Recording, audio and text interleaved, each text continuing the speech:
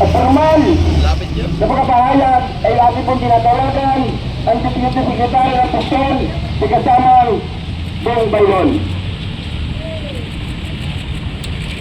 500 Prangisa!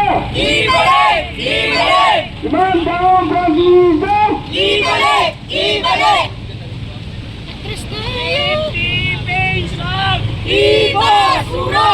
Serbisyo sa tao! Huwag gawing negosyo! Tao naman sa Senado!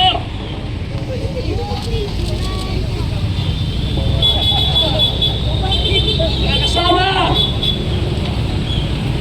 Andito naman tayo sa araw na ito na hindi nagsasawa dahil ang MPA Public ay hindi nagsasawa na bigyan tayo ng protection. Magmula ng Mayo hanggang sa kasalukuyan ay hindi tayo pinapayagan makapag-competition. Ang hindi natin maintindihan